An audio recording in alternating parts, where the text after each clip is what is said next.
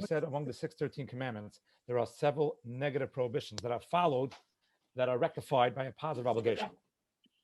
The classic case is we're going to do a few of them tonight to show. Classic case is going to be theft. Someone steals something, that's a negative violation. He violated by stealing. He has a positive rectifiable act. He could go return the theft. Okay, that makes sense. Steal and return it.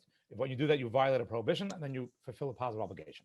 That's the classic case. Then we had the case that Tosas brought down of someone who owns chametz violating two negative prohibitions. If you possess chametz during Pesach, it's two negative prohibitions, and there's a positive rectifier. The Torah says if you possess chametz, then go and burn it.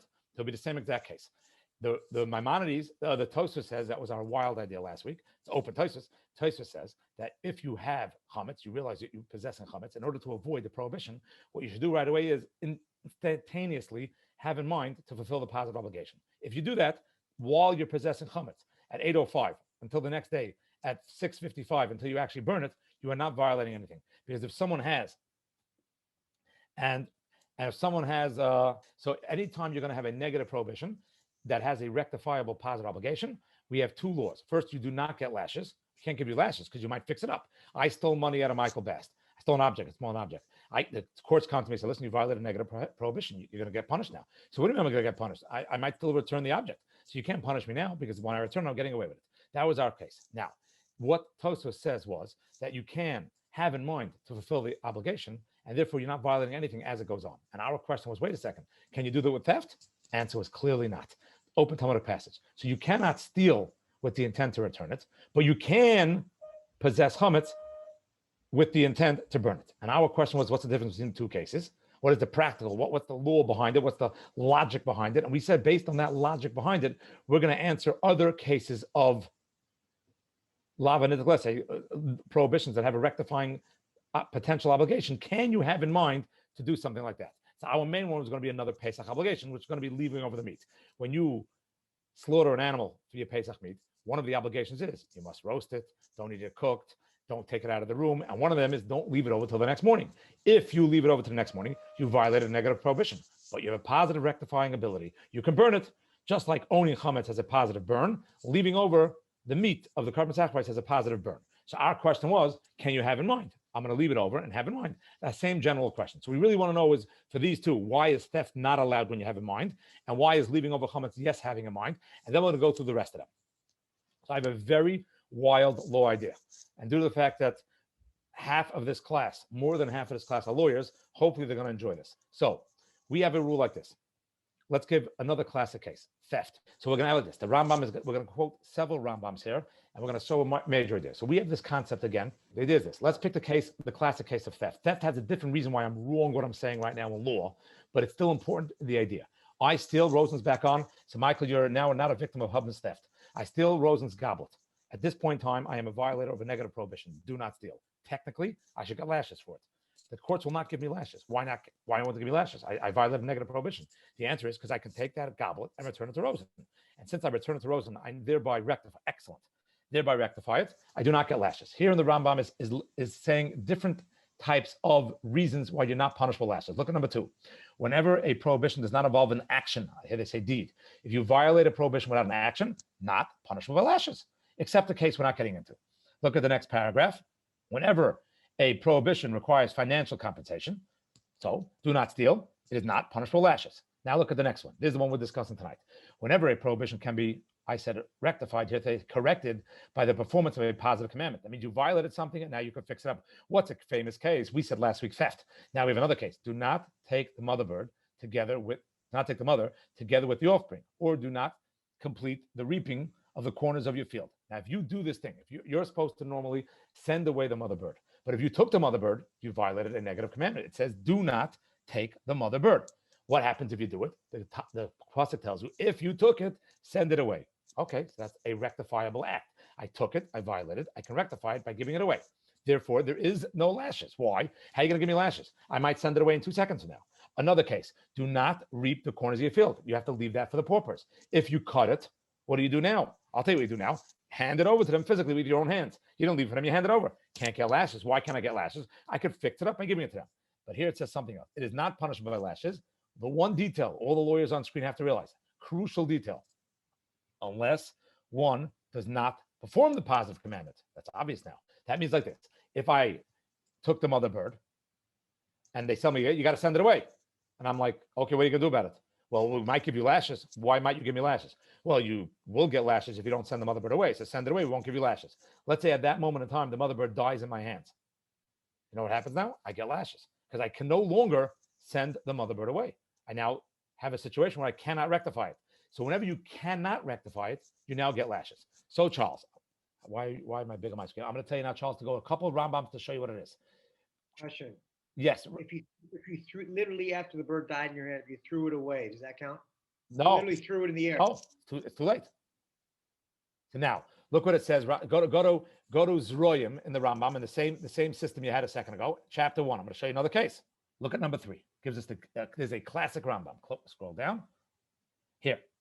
If the entire harvest that was reaped was destroyed or consumed by fire, same thing as the bird dying before he gave it, he is liable for lashes.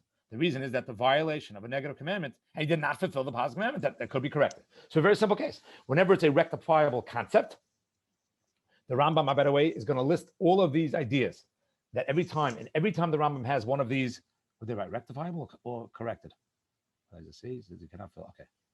Whatever. Every time the Rambam quotes a negative violation that has this concept that you can rectify, the Rambam's going to say you are not getting lashes, but you will get lashes if the situation is destroyed. That's what it says every single time. Every single Rambam we go through, except for one we're about to do right now. And we're going to discuss this tonight. Go to Korban Pesach, Charles. Korban Pesach. I think it's 10:11. So every time the Rambam writes, again, so there's a series of commandments. Michael Bass said about divorcing your wife. Same idea, Michael. You rape a woman, you're forced to marry her. You marry her. Now you divorced her. Are we going to give you lashes? No. Why are we not going to give you lashes? Because you can go and marry her. Not a big deal. Go marry her again. And that makes sense. You're looking for Karbonos right there. Korban Pesach. One down. Chapter 10. Law 11. And this is what we're discussing last week. Leaving over the meat of a Korban Pesach. Here it says like this: when a person partakes of a Pesach sacrifice, he should cut off the meat and partake of it. That's not relevant for us. Okay, the last of these paragraphs. A person should endeavor that none of the meat of the Pesach sacrifice remain until morning. Open negative prohibition. Do not leave over. Don't do it until the morning. Similarly with regard to the second Pesach, not relevant for us right now. Next line. If one left over meat, whether from the first Pesach or the second Pesach, he violates a negative commandment. He is not liable for lashes for this commandment. Why? Because it can be corrected by a positive commandment. Now, what's missing here? Charles, public screen. Every lawyer in the room knows what's missing right now. You know what's missing right now?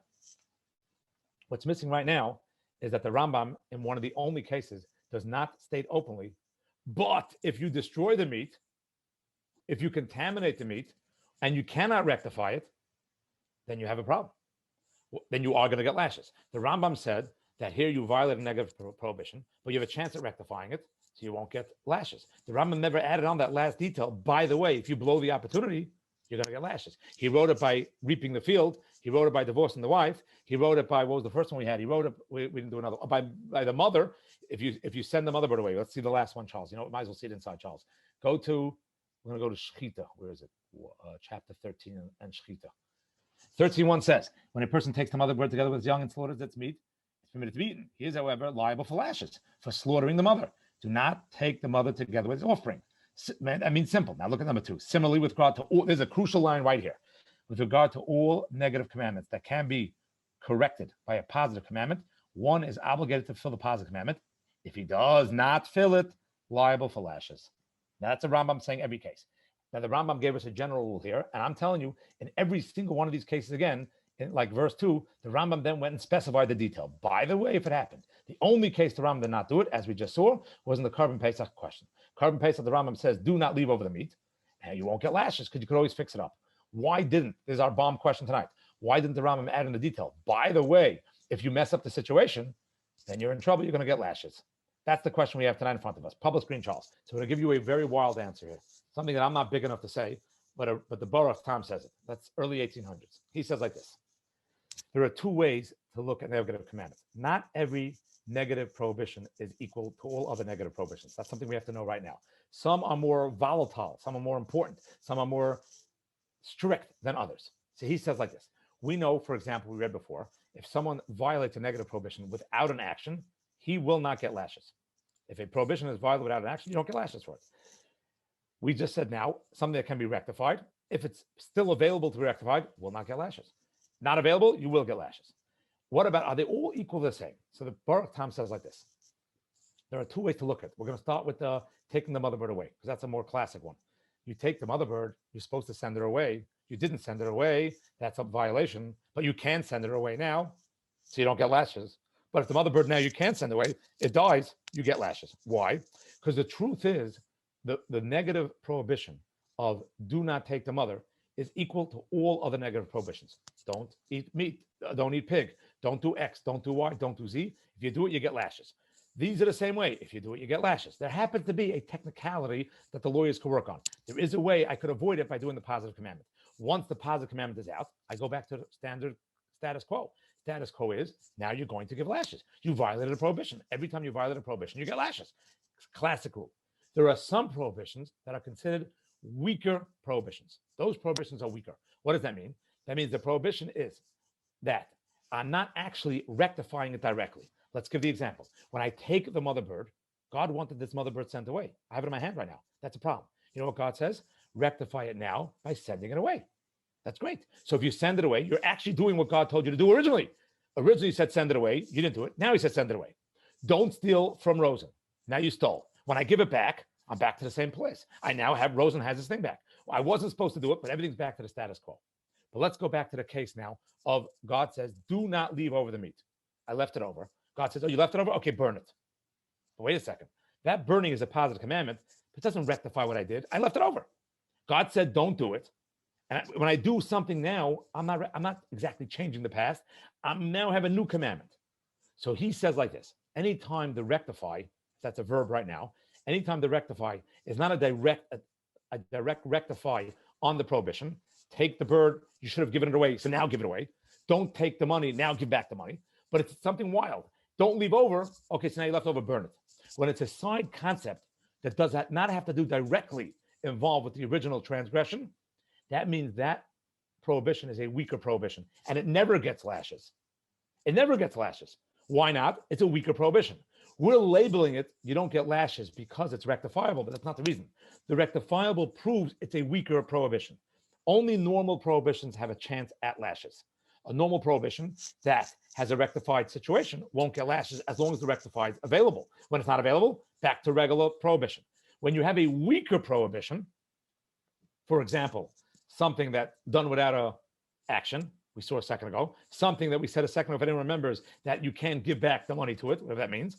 All of these are weaker prohibitions, and then you never get lashes. Happens to be what labels it. We have different ways. One is called a prohibition without an action, and one's called a prohibition that can be rectified.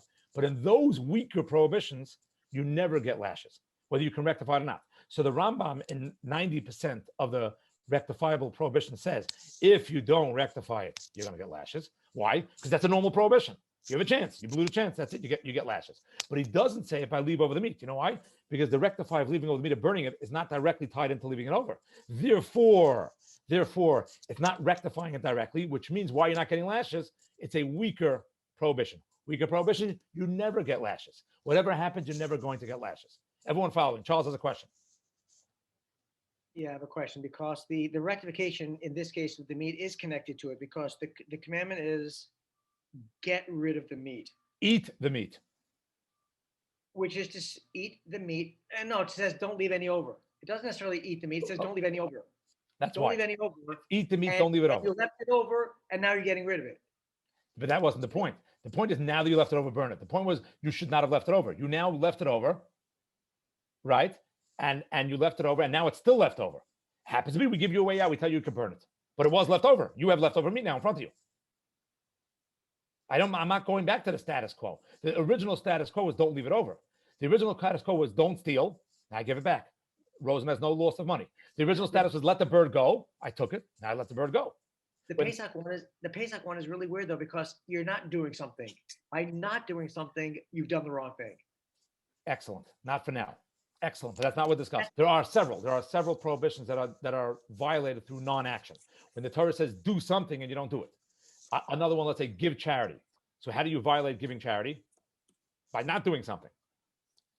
By avoiding doing something. There are several prohibitions that are called passive violations. Passive violations. But here we have like this. I want to make sure, Michael, you got what we're doing tonight. You follow this logic here. There are two types of prohibitions. Some are weaker prohibitions, and some are equal prohibitions. How do we know what's weaker, what's not weaker? On what the rectifying action is doing. If the rectifying action is a direct result to, as if we're retroactively returning to the original status, then the prohibition is a regular prohibition. You get lashes. If you can't retroactively get back there, you're going to get lashes. Then there's the weaker ones, which means the action is not directly tied into it. Then you're never going to get lashes. So when the Rambam, this is what he's saying. The reason why the Rambam by the leftover meat does not say, by the way, if you mess this up, you're going to get lashes. It's because it's no such thing. It's always going to work out that way. Now, let's get back. Yes, Marcy. So it seems like in lieu of getting lashes, you can burn it. I know that you wouldn't get lashes for this Correct. because it's weaker, but it's I'll tell you better, Marcy. What I'm telling you now is one person from the 1800s, a superstar of superstars. Probably 95% of the people are not agreeing with what I just said. They're all saying that once a commandment is labeled a rectifying commandment, you're never going to get lashes if you can still rectify it. If you can no longer rectify it, then you will get lashes. Now go. okay. So here you have a situation where you can not eat the food, and then time will pass, which will prevent you from rectifying it because you run out of time to eat it. Yes. So it's like Hashem is giving you a way to avoid lashes. Excellent. By burning it. By burning it. But then if you don't land out burning it, yeah. do you get lashes or not? That's our question. If you're not going to be able to fulfill it, do you get lashes? So all the other cases, stealing the mother, grabbing the mother, not cutting the field, not divorcing, yes, divorcing the wife, not divorcing the wife. Sounds like it would be a positive commandment. It is a positive commandment to burn it. Lashes. If you burn it, no one disagrees. If you actually burn it, our question is, if you do not burn it, what happens? So you took the mother bird. You know what it is? You take the mother bird. Better from leather. Right? You take the mother bird. And this is yours. You're not getting lashes. Why are you not getting lashes? It says Dina Moore. Because you could give it back. You give it back. Let's say you don't give it back. The bird dies. But you could have.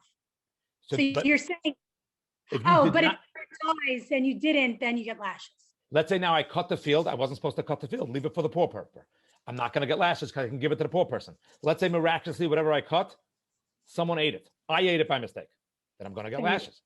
Right. Because I didn't take the opportunity to use the rectifying situation. And the Rambam always says this. If you're going to rectify, no lashes. If you don't have the opportunity to rectify, then you're going to get the lashes. What about now? The Rambam doesn't say that by leaving over the meat. By leaving over the meat, the Rambam just says you will not get lashes because you can rectify it. He doesn't add on, if you're not going to rectify it, you're going to get lashes. Why didn't the Rambam say this? Every other time the Rambam says, take the mother bird, don't get lashes. You know why? You can release the mother bird right now. Don't release the mother bird, lashes. Don't cut the field. What's the answer on the Rambam? What do they say on the Rambam?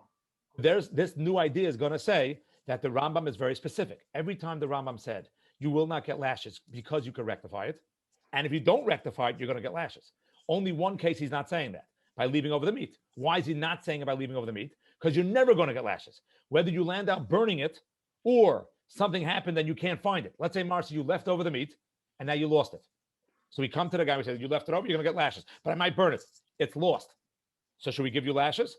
The Rambam doesn't say if you messed up, you're going to get lashes. Why not? Because isn't burning it a positive commandment, and you don't get lashes for not doing a positive, you get lashes for yes. The negative. Excellent. I'll tell you the point. I hear what you're saying. Let's go back to Rosen's. I stole Rosen's goblet. That's a negative prohibition. But I have a positive commandment that I can give it back. I did not give it back. By mistake, I broke it. Rabbis come to me, they're going to give me lashes. Why? Because I did not return it. I did not return it. Other one I'm not returning as a non-action of a positive. Doesn't make a difference. But I'm getting lashes for my original action of theft. I'm getting lashes for my original taking of the bird, mother bird. I'm getting lashes for the original cutting of the field. I have a way out of it. If I mess up my way out of it, I get lashes. The only time it doesn't seem to happen, according to Maimonides' open words, is when the Maimonides doesn't say, if I left it over, I could burn it, but if I'm never going to burn it, I'm going to get lashes. So they want to answer. There's one rabbi wants to answer. No, because that's a weaker negative commandment. A weaker negative commandment will always never have lashes. A regular prohibition gets lashes. Eat pig, you get lashes. Violate negative, you get lashes. A weaker prohibition never gets lashes. So it doesn't matter if I actually burn it or I don't actually burn it. Doesn't make a difference what I do. I'm now going to not get lashes. Every other case of the rectifying situation needs me to rectify to avoid the lashes. If I don't rectify it, I'm going to get the lashes. Does that make more sense, Marcy? Why does he say it's a weaker prohibition in this case? He's calling a weaker mean because you're not going to get lashes. I'm using the word weaker. He's saying it's not the typical prohibition. A typical prohibition is punishable with lashes. You don't get lashes because it's weaker. And Yes. they're saying it's weaker because you don't get lashes. Which came first? The weakness of it, therefore you don't get lashes, or you don't get lashes, therefore it's weaker. Excellent. That's very good, Charles. I think you lost the crowd, but that's very good. It's not for now. It's too much for this crowd. It's very good. We can't go into it. Okay. Maybe on a different time. I want to get the basic here. The basic rule is... Rabbi, I have a problem with the corner of the field. Right now, you said, Rosie, you've been quiet. Are you following so far what's going on? I'm not doubting. Yes. Okay, The corner of the field, how do you rectify it when the amount of grain in the corner of the fields that had to be left is not able to be determined? That's one of the whole points. Okay. How do you? You're asking How do you do that? Okay, so that's very good. So you're asking a different question. You're asking a technical, very good question. Let's go through the basic rule. The basic rule is leave over. Do not reap. It's a negative. Do not reap, right? You saw that in front of you, Charles. You have that one from Manas. Yeah. Do not reap. That's a violation. But if you have a chance, you reaped it. Bad mistake. Now give it over. If you give it over, you don't have a problem. You're asking now a technical question. How do I know how much I'm supposed to leave over? So one thing's for sure, Rose, and you do agree. If you cut the entire field, you messed up, correct? Yes. That means the question is, should you have left over 1 out of 40, 1 out of 50, 1 out of 60? That's a question. But if you reaped everything, you for sure violated the prohibition, correct? Yes, but my concern is, if you've done that, you may not be able to rectify it because you can never determine the right amount to rectify. Oh, fine. So now, excellent. It is an excellent point. So, and that is discussed. Everyone's on fire tonight. I got to come to this guy's house more often. Everyone's asking good stuff tonight. What the rabbis do in that case, which you're saying is great, is they go on what they start evaluating what the field is. But you're right, Rosen. The moment now we say 1 out of 40, 1 out of 50, 1 out of 60. But the truth is, if you're the cheapest guy in the world and you gave, I don't know the exact number in English. Let's pick the exact number. Will be $12 worth of food. Again, I'm picking a random thing. If you give $12, you covered it. That's not. We don't want you to give that. We want you to give you 140, which is 2.5% of your field, or 1 out of 50, that's 2% of your field, or 1 out of 60. That's fine. But if you gave the minimum requirement of, let's say, $12, you covered it. So now this guy went and he reaped his entire field. Rabbis come to him and say, "Hey, buddy, you're about to get lashes, but you can make this up for us." He said, "Okay, I don't want lashes. Nobody wants lashes. So what am I going to do now?" "Okay, give the money, what you were supposed to cut, give it over to them." "How much?" "So we're going to tell you, make an estimation, 1 out of 40, 1 out of 50, 1 out of 60. The guy said, "Well, I don't know. I don't remember what I cut anymore." "Then give the bare minimum of $12. The guy says, I'm not giving the $12. Now, again, it's $12 in fruits. It's not compensatory damages. Like I told you, Rosen, before, if I steal your goblet worth $1,000 and I break it, I have to give you back $1,000, but I still get lashes because the obligation to return it is to return the goblet to you. I owe you $1,000. That's fine. I'm still going to get lashes. The only way I avoid, and as Michael said last week, $1,000 plus the 20% tax. But the only way to avoid it is me giving you back that goblet. So if I cut all the field and now the entire produce is destroyed, it all rotted out, I can't give the $12 of produce. I can give $12 cash. That doesn't answer that. That doesn't help me. So if I can't give the bare minimum of produce, I'm going to get lashes. Does that answer your question? Yes, I think so. Okay, good.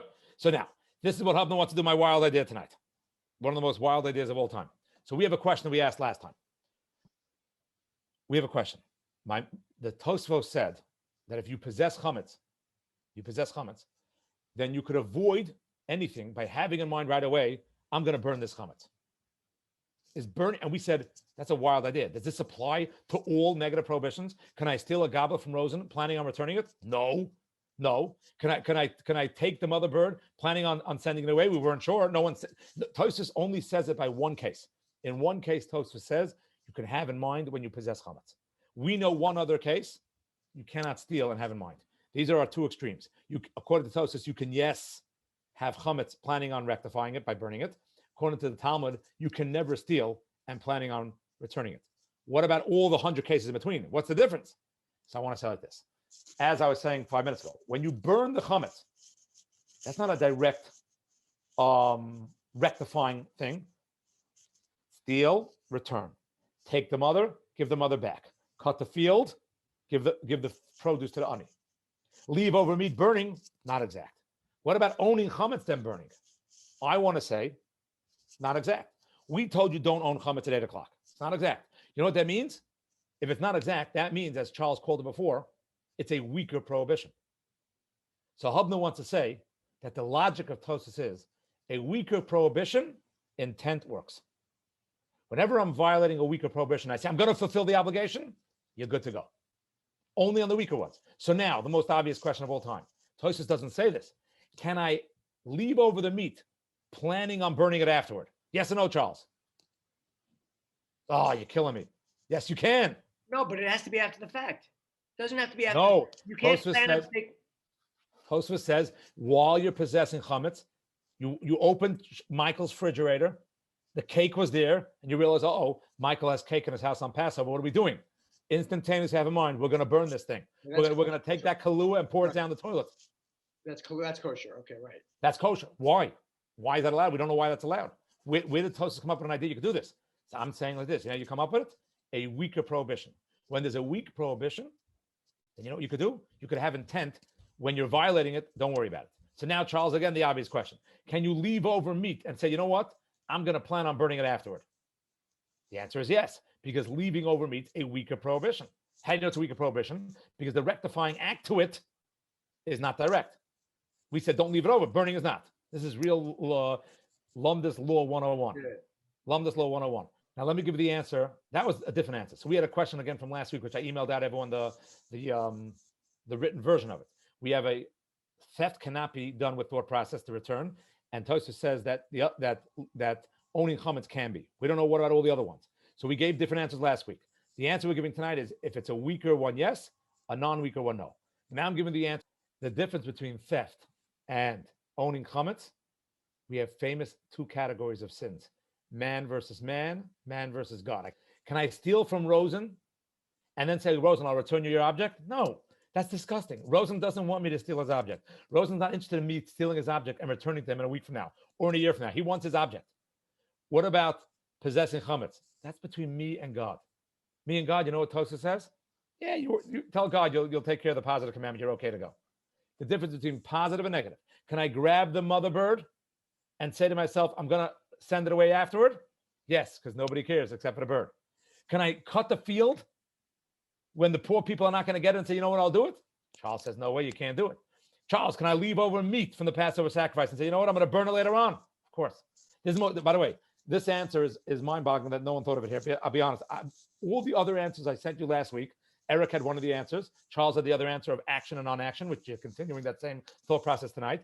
Eric's answer was, can you do the Erev Yom Tov burning of your chametz? Are all great answers, but it's so simple. This other one, I don't know if it's right. The simple answer is that man versus man versus God. If you're going against another human being, this is something Rosen would always say. You don't make a thought process for your mitzvah obligation, your transgressions, and on that guy's accounting. That's something Rosen said to me 18 years ago. You don't start thinking what you're thinking of your plan to God versus Rosen. I'm going to be a holy Jew, Rosen. I'm going to fulfill the obligation that comes around never of returning a stolen object. But how am I going to do it? I'm going to go into the mikveh. I'm going to say he rots in. I'm going to make a bracha. I'm going to go to your house and steal your object in order to return it to you. No, that doesn't work. That's stealing an object from you. That's just being a jerk.